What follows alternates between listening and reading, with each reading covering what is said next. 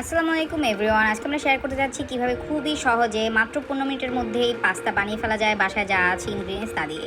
So প্রথমেই আমরা পানি সিদ্ধ করে ফুটাতে দিলাম, এরপর পাস্তাগুলো দিয়ে দিলাম, সাথে লবণ এবং তেল দিয়ে দিলাম যেন স্টিকিনেসটা চলে যায়। এবং এরপর এগুলো আমরা চুলায় দিয়ে আমরা চলে গেলাম মুরগি এবং আমাদের যে আদার ইনগ্রিডিয়েন্টস আছে সেগুলো প্রিপেয়ার করতে। সো আমরা মুরগিকে কী করলাম যে প্রথমেই কিছু অংশ নিলাম টুকরো টুকরো করে, সেটাতে আমরা ম্যাজিক মশলা, তারপর সয়া সস এবং গোলমরিচের গুঁড়ো এবং টমেটো সস দিয়ে আমরা জিনিসটাকে মাখিয়ে নিচ্ছি ম্যারিনেট করে দেওয়ার জন্য।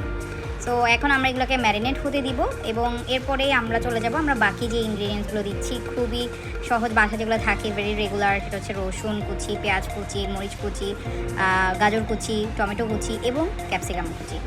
এরপর আমরা দেখলাম যে আমাদের আসলে পাস্তাটা হয়ে এসেছে, সেটা আমরা নামিয়ে নিলাম এবং সাথে একটা ডিম ফেটিয়ে নিলাম। এখন প্রথমে আমরা চুলায় তেল দিয়ে দিলাম পরিমাণ মতো এবং এরপর প্রথমে আমরা দিয়ে দিলাম গিয়ে ডিমটা নিয়ে তারপর ভাজা হয়ে গেলে একটু ভালো মতন ভাজা হলে একটু ভেঙে ভেঙে দিলাম। এরপর আমরা এটা আলাদা করে তুলে নিব। এরপরই গিয়ে আমরা যে বাকিটুকু ছিল সেটার মধ্যে আমরা এখন রসুন কুচিগুলো দিয়ে দিলাম। ফার্স্টে রসুন দেওয়ার কারণ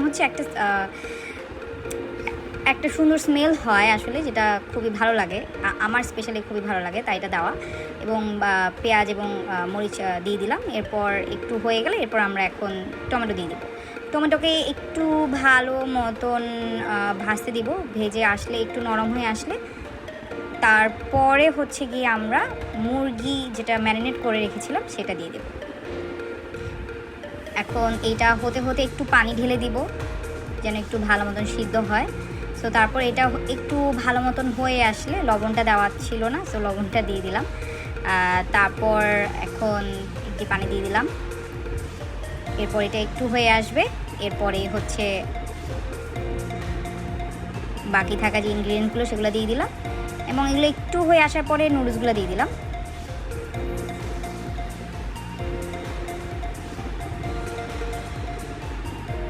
বাসা সবার জন্য যেহেতু বানাচ্ছি আসলে ওইভাবে আসলে নুডলসগুলো দিয়ে দিলাম। এখন এই তো হয়ে গেল আমাদের রেডি।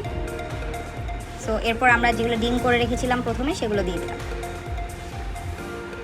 এই তো। সো ব্যাস, আমাদের আসলে এখানে সর্বোচ্চ কতক্ষণ লেগেছে? 15 মিনিট অ্যাকচুয়ালি লাগে নাই।